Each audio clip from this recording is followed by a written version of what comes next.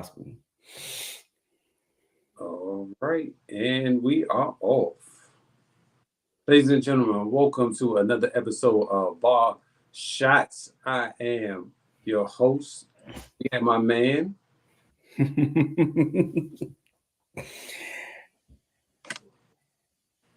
ladies and gentlemen, we are back for episode 2. This is your guy, Commander Watson.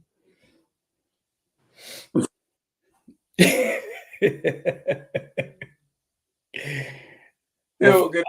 what do you never say what your name was on the show? I always say, but I'm AD. I always say I'm AD. So AD?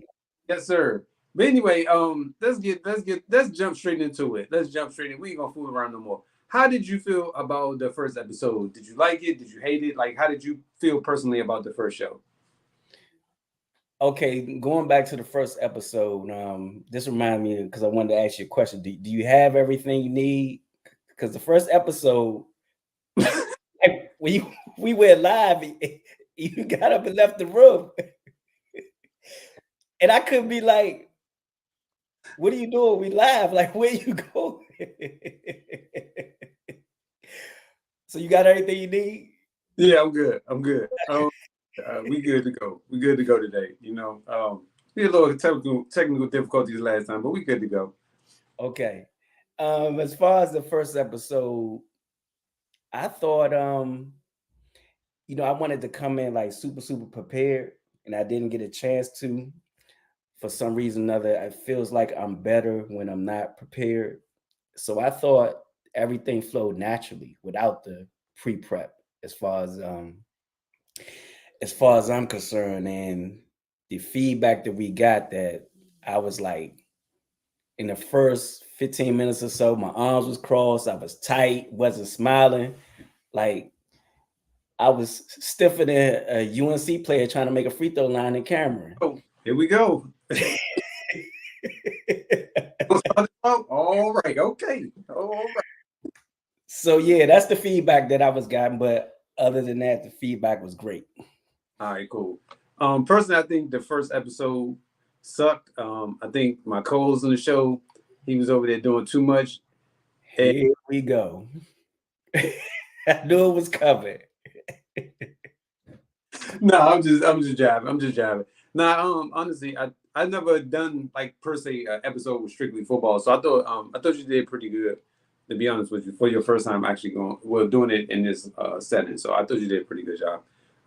I think I liked the first show. That's why we're doing another one.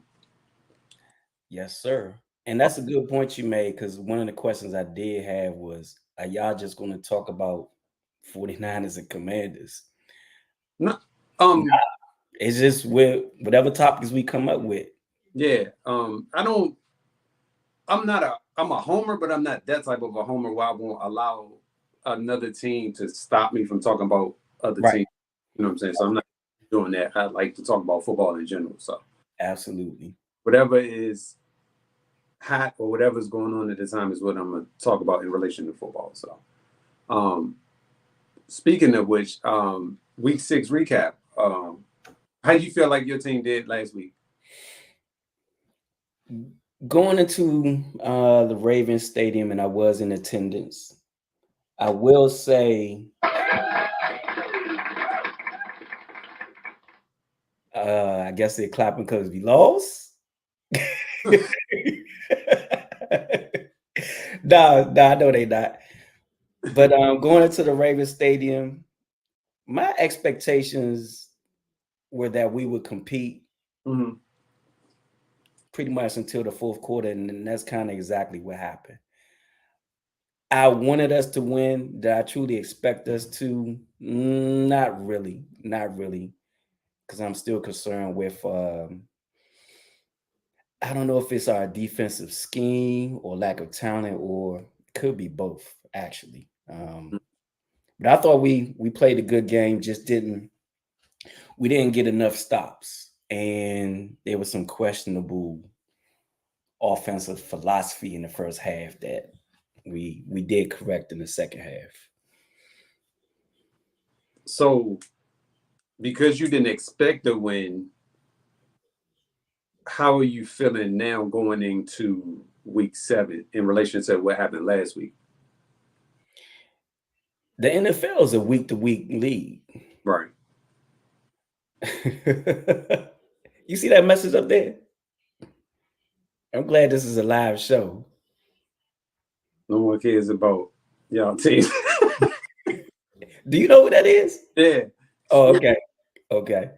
But anyway, what was your question? Oh, going into this week. I'm sorry. Yeah, the NFL is a week-to-week league, and you got to look at each opponent differently. We are playing the Carolina Panthers.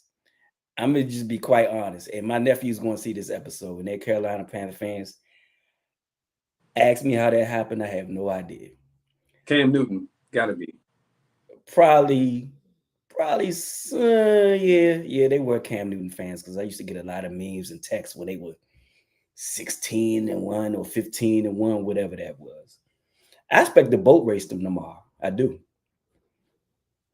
And he's my nephew, my middle nephew. It's his birthday tomorrow, and he's coming with me. And I was like, "You sure you want to do this on your birthday? You want to be a witness?" So yeah, are y'all going to the game tomorrow? Yeah. Okay.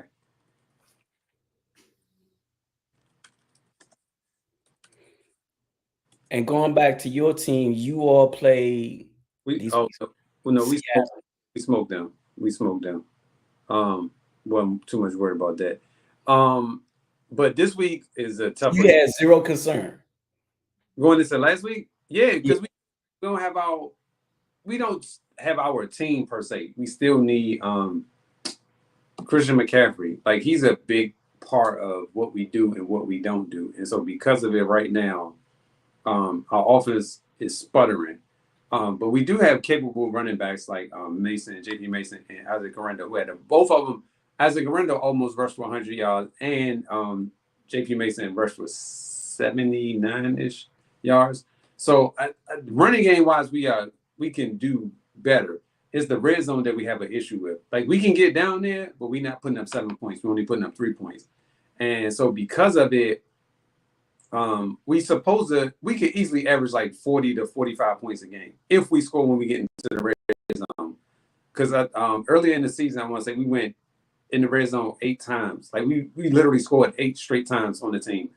And the problem isn't scoring. The problem is touchdowns. Because to me, field goals, cool. But I want 7 because especially if you're getting down there consistently. And like last week, fortunately, George Kittle caught a couple touchdowns and Debo caught a long one. So it wasn't that glaring of an issue. But that's the issue I have with my team, is that we got to score 7 points instead of 3 points. And because of it, it makes me wonder, like, all right, well, what the heck is going on with this offense, and why does it keep sputtering, especially when we get into the red zone? Go ahead. I'm seeing that a lot around the NFL in the red zone. With not just with your team and my team, I'm just seeing that a lot. There are some teams that are excellent in the red zone. It just seems like an issue in the first quarter of this season that we are in. Did I see that? Is Mason hurt or healthy?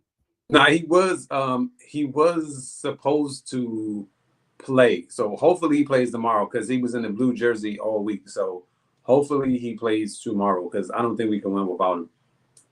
Because Isaac Guerrero is a good running back. That's why they said we might trade for another running back in the next couple of weeks. Only because Christian McCaffrey, and we don't know his status. So school me on blue jersey. I'm assuming that's the player that no one's supposed to touch or get near. Right. But they still, I guess they still like run the plays and do everything else, but it's almost like don't touch him type situation. Like, hey, right, off limits type of thing. So, which makes sense, especially if he's coming off that type of an injury. I think it was his AC joint, if I'm not mistaken. And yeah, Isaac Guerrero, who came in, like, he did a pretty good job last week, so I can't knock him. Excuse me, for what we did. We won the game. Ultimately, we won the game. So I'm happy we won the game. I just wish that we would have scored more points. And we have the capability of doing it. It's just getting into the red zone. And speaking of which, what do you think about Amari Cooper getting traded and Davante Adams getting traded last week? The Davante Adams trade, that was like the worst kept secret. You kind of saw that one coming. It would help them, but I think the Jets have a lot more issues than at wide receiver. I do, from what I've seen, a couple games that I've seen play. Buffalo getting Amari Cooper, I think that's an excellent addition. An excellent addition. One of my nephews believed that Josh Allen is Cam Newton part 2. I see a little bit of similarities, but Cam to me was more of a pure runner. Yeah. Josh will run. I think a lot of it because they're similar in size and height and somewhat the style of the way they run, but I don't think they're that much similar beyond that. I think of Cam as a runner, and I think of Josh Allen a passer that can run.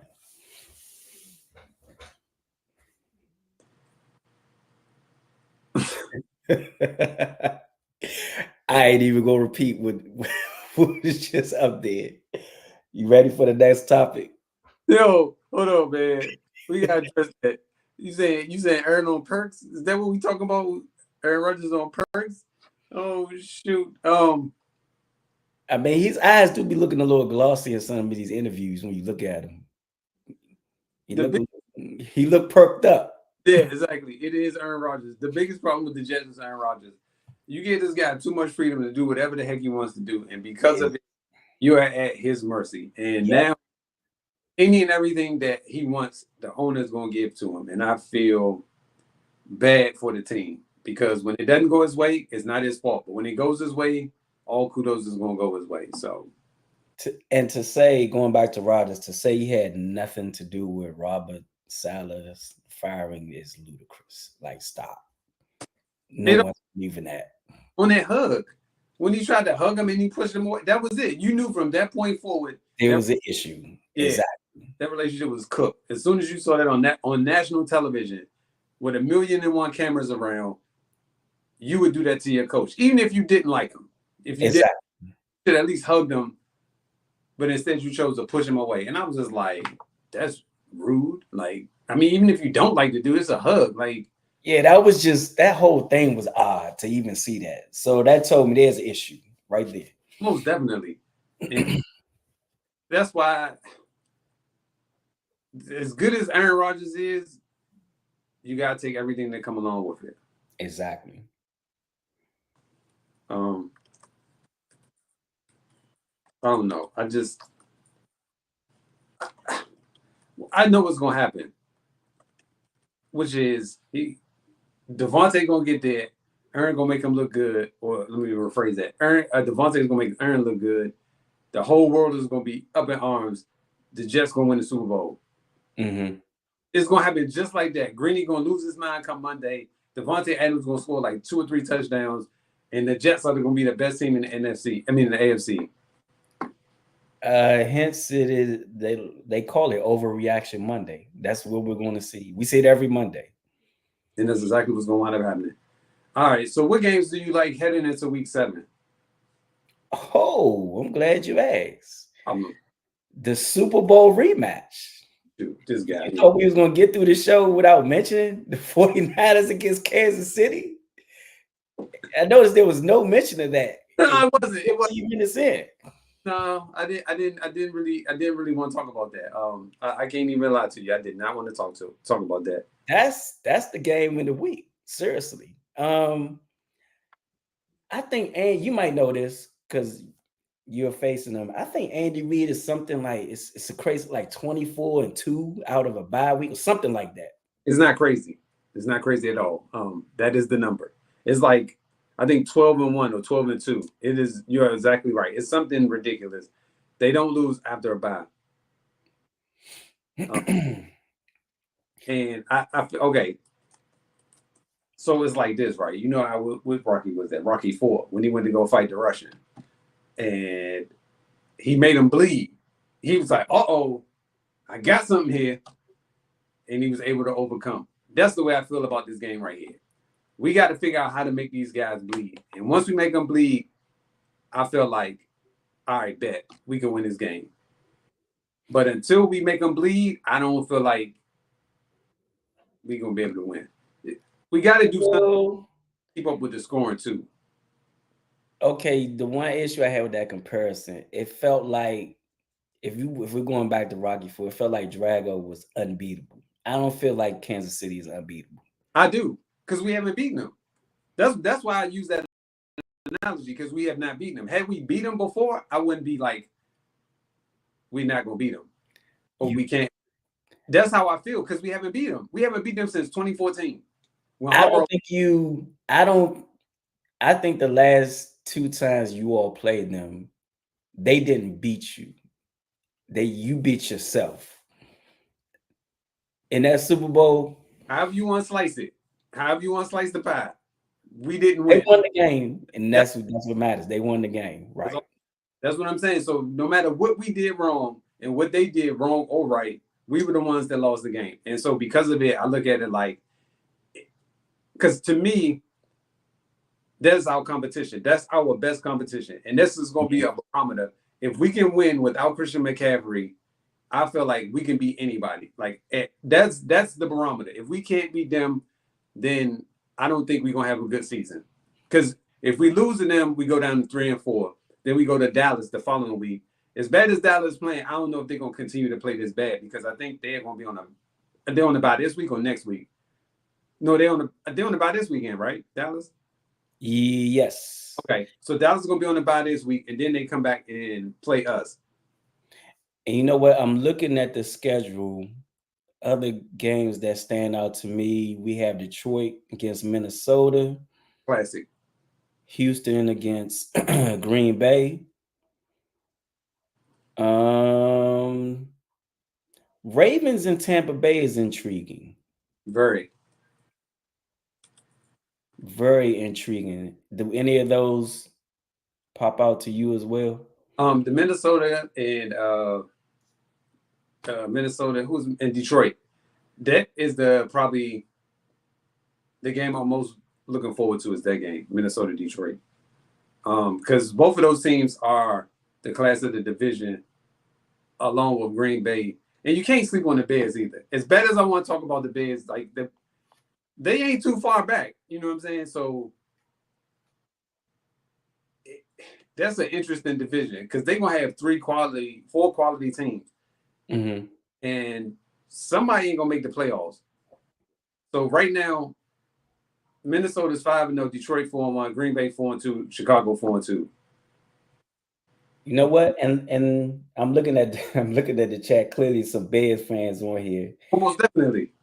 A few weeks ago, I felt like that was a guaranteed win, but out of respect, the Bears, that's not a guaranteed win right now. We play the Bears next week. No, sir. You better pack your lunch pail for this one. The I'm other wondering, you think any of these Bears fans will be in attendance next week? Are they coming here? Yeah, that game is here. Oh, most definitely. Okay. It's gonna probably be about, I'd say 35% fans there. In this week, it's a new era of us now. Yeah. It's gonna be, that stadium's gonna be packed. I can promise you that. But another game I was intrigued about was the Houston Green Bay game too. Yes. That is a sneaky good game right there. So I'm definitely looking forward to that. And the way they have it set up is that I can watch that game at 1, and then I can watch the Minnesota Detroit game. I think that should have been like a primetime game, like a Sunday night game or that Monday night game, as opposed to the 2 Monday night matchups. Baltimore Tampa, that could be interesting, but the Los Angeles Arizona game, they should have swapped that out for this Detroit Minnesota game. Absolutely. Or the Kansas City San Fran game. One of those 2 games should have been a primetime game. And who wants to see the Jets in Pittsburgh tomorrow night? I mean, honestly, y'all should be prime time. That's what I'm saying. Like any one of those games should have been Yeah, prime. I agree with that for No sure. one wants to see the Jets in Pittsburgh at 8 o'clock. And going back real quick to Aaron Rodgers, and do you think they acquiring Devontae Adams or Buffalo acquiring Amari Cooper? Do you think that creates a scenario where they can become the team to be in the AFC?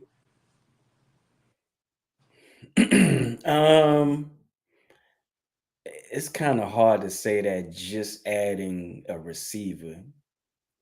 Mhm. Will there be some impact? I'm not ready to say just adding a receiver to those offenses would like just put them a notch higher than any where they are now. But we'll see. It's Oh, just too many moving parts. Now, if, for example, what I mean by that is, say if Buffalo and not Green Bay, Buffalo and the Jets added a receiver and an edge rusher and a legit cornerback or something like that. Now we're talking some impact positions other than just an offensive weapon such as a receiver. but the thing is, they got Hassan Riddick right there for the Jets. And Well, he just asked for a trade. right, but what I'm saying is that he just fired his agents too. And he got Drew Rosenhaus. So what they could do, in my opinion, is try to figure out how they can get him into the facility because that dude is a monster. So if I'm the Jets, I'm trying to figure out how we can keep this dude as opposed to trying to trade him. And actually, he is what exactly we need, an edge rusher. I mean, maybe we are talking to his new agent behind the scenes. I hope we are. We need an edge rusher. Yeah, so that's what I'm saying. To me, if I'm the Jets, I'm trying to figure out how to keep this dude because he is a certified problem. Exactly. Because of it, I look at it like, boom, that's your fix right there. That the play that you need. So we'll see.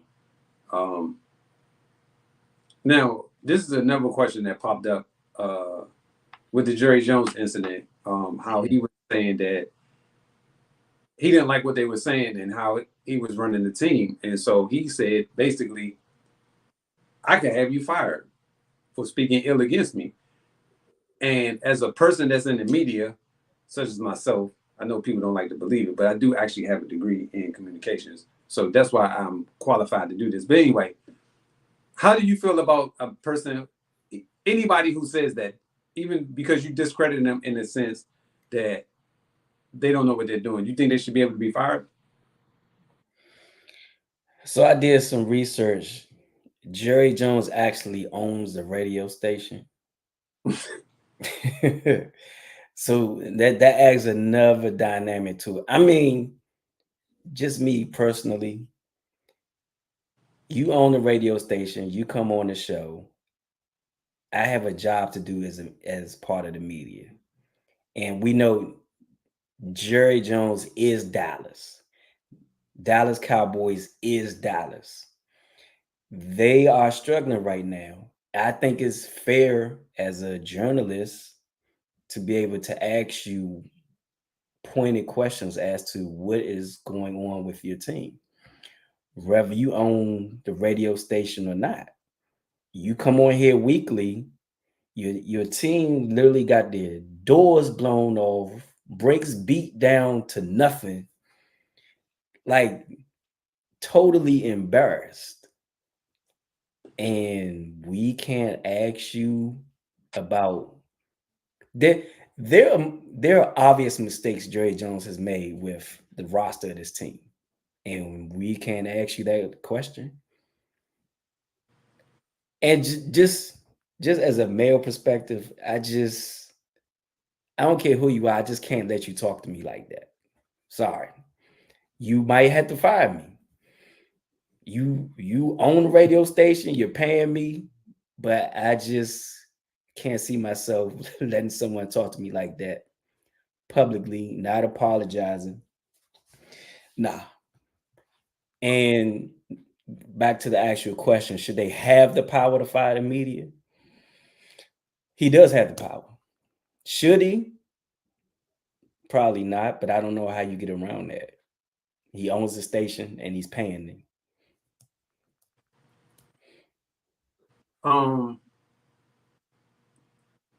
I look at it like this: if you don't want to be criticized, don't call into the radio station. Because I would have. The whole point of this is for these people to be objective about what they're seeing on the field. Yep. They're saying on the field isn't matching what you're saying is supposed to be on the field. I think they have a right to criticize it. Right. I don't think that they should be jeopardized by the owner of the team for them doing the job that they're supposed to be doing. Mm-hmm. And so I think it's wrong. And then you did it on air. So the whole world heard it. It wasn't like you held it and waited and then you confronted him. No, you did this on air, threatening this man's job. Yep. And look at it like, if you had an issue or problem with it, you should have waited, addressed it off air, and then go from there. But for you to do that publicly, and even though it is your radio station and you do own the radio station, I don't think you're above criticism. I think everybody should be criticized, especially if you're not doing what you're supposed to be doing. This is like a parent. If a parent tell you to do something and you don't do it, you're supposed to get chastised for it. You're the owner of the team and your team is not doing what they're supposed to be doing. You should be getting chastised for it. Like, it's just that simple. And I look at it like, how you want to get mad at them for doing the job that you hired them to do. Now, as long as you're winning, it's all peaches and cream. No issues, no problems. But now that you're losing and you're losing bad and your roster doesn't look right and your team looks bad, now you don't want to be criticized. I don't think that's fair because I think they should have signed Derrick, my opinion, they should have signed Derrick Henry. But I can't think of who said this because I want to give him credit. Because I agree with this podcast or someone that I heard say, Jerry Jones got mad because he's finally realizing he is the problem. And he's getting called out on it. That's why he got mad. It was, if you really listen to the interview, he went from 0 to 100 instantly when they was asked him about some of his clear mistakes. It's not an opinion. These are facts. The mistakes you have made with the Dallas Cowboys, not opinions. These are facts.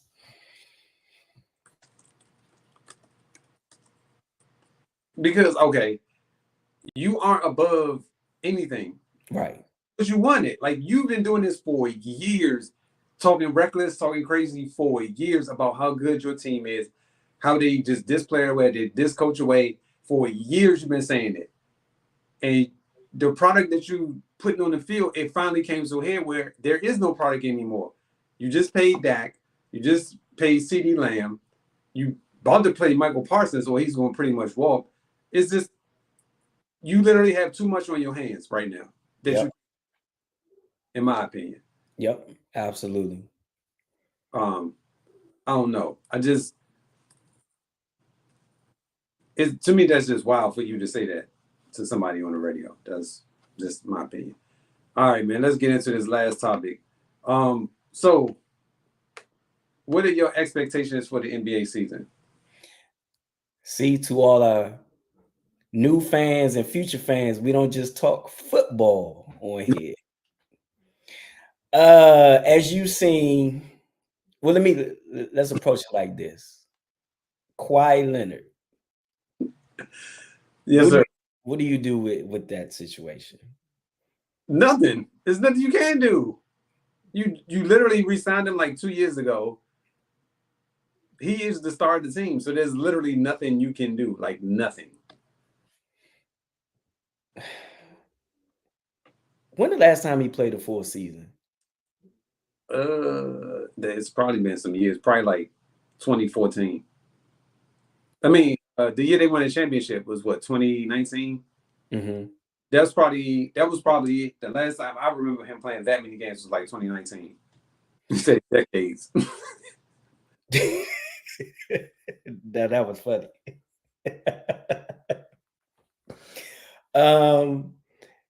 And from what I understand, he probably has an issue that you you can't really get around it unless you have a knee replacement. Because I'm hearing this bone on bone. So how is that gonna help him though? Oh, it's not. That's what I'm saying. Like I ain't even trying to be funny. He might really need to consider retirement.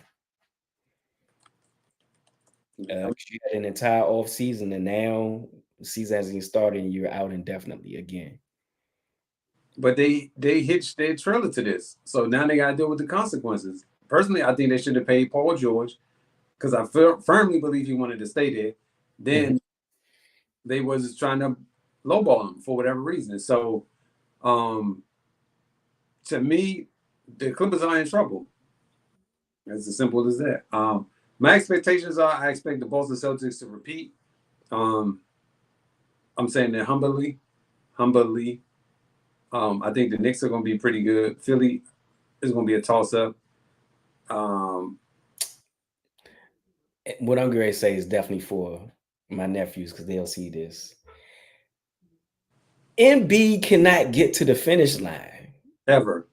I have no faith in the 76ers. Sorry. He just can't get to the finish line. And during the regular season, he's sitting out. He's already said he may never play a back-to-back again. I mean, some people ain't gonna like this. There wasn't this issue in the 90s. Some of the best era of basketball. Don't. In my opinion. Man, listen. There was never this issue of actually suiting up the play. Again, 76ers, yes, you got Paul George, blah, blah, blah. But he hurt the finish line. I'm about to say he hurt too. So you going into it with two hurt players. And remember, Embiid hasn't played since the Olympics. So what kind of expect him to be in to start the season? And I don't even know how he ended up on a USA team. Like, really? They needed him. But they wasn't born here. Yeah, but they needed him. They needed him bad too.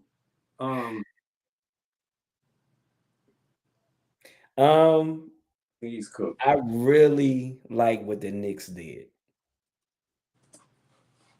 You think that's going to be enough to dethrone the Celtics? They need what's the young man that's still hurt? Anunoby? Is that how you say his name? Anunoby? Mm-hmm. He's still hurt, right? He played. I think he played in the last preseason game, if I'm not mistaken. But he got hurt in the playoffs, correct? Yeah, I think it was game 5 or 6 he got hurt, and that's when the Pacers beat him.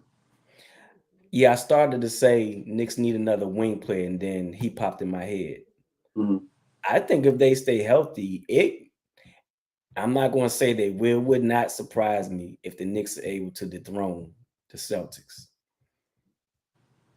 Would not surprise me. If Porzingis can get to the finish line, then I don't see them being dethroned because Porzingis, that he's a problem. What is it? He's 7'4", 7'3"? 7'3". Yeah, and he plays defense. And Towns likes to play on the perimeter a little too much for my liking, but he'll pull Towns from the basket as well. So yeah, I don't really. Again, the NBA season is long. We'll revisit this when the playoffs start. We got to see who's healthy when they get there because there's a lot of cats for some reason cannot get to the finish line.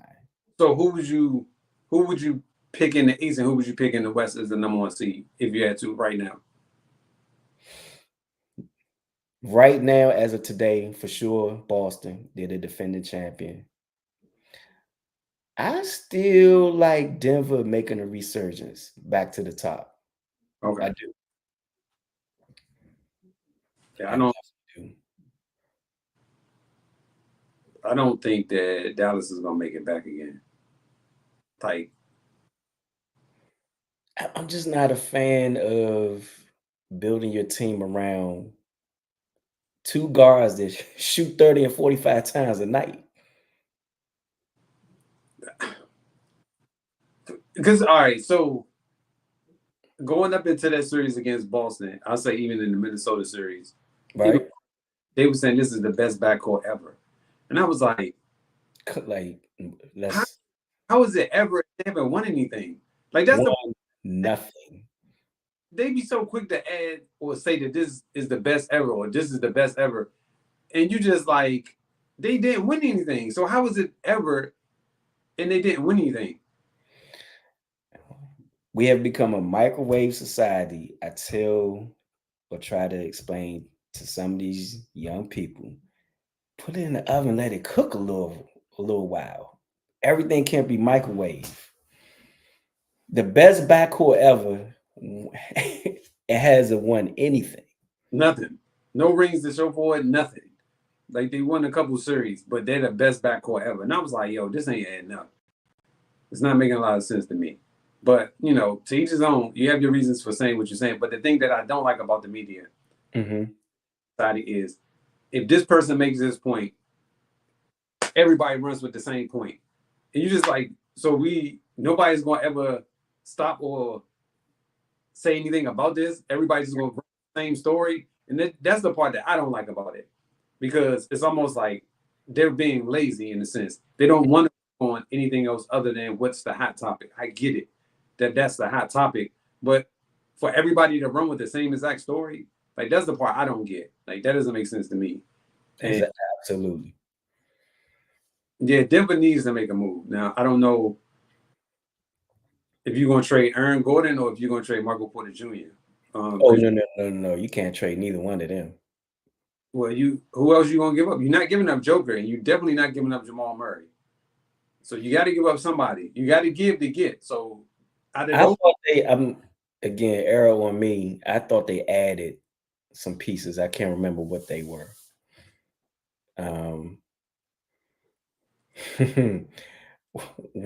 What about the Lakers? As far as what? Expectations. Just out of curiosity. Honestly, I think they're gonna have a good season. What's a good season? I think I think they're gonna be in the top 6. Top 6, okay. I even say 7. Between 6 and 7. I think they're gonna have a really good season. The only issue is gonna be the West is so deep right now and so talented right now.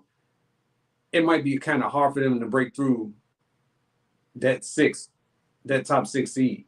Mm-hmm. But other than that, I think they're gonna have a really good season, honestly. Because I think as long as Anthony Davis stays healthy like he did last year, and they play pretty good throughout the season, I think they're gonna be all right, honestly. What about Memphis?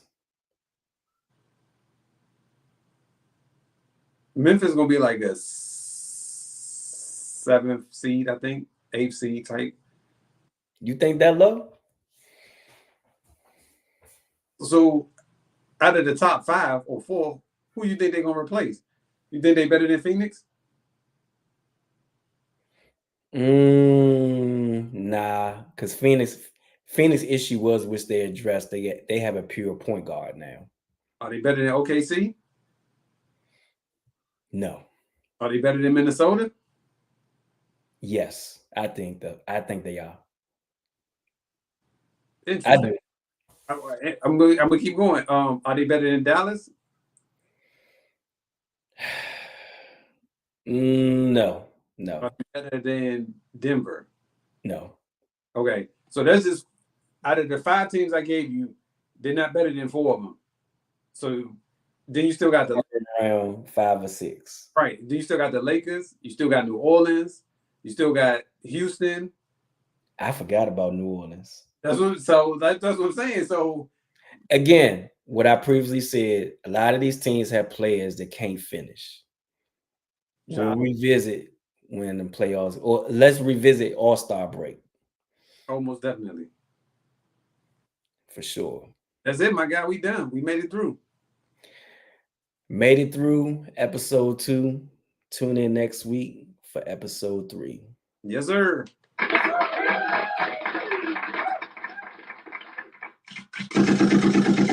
In the books. All right, talk to you. All right, bro. Peace.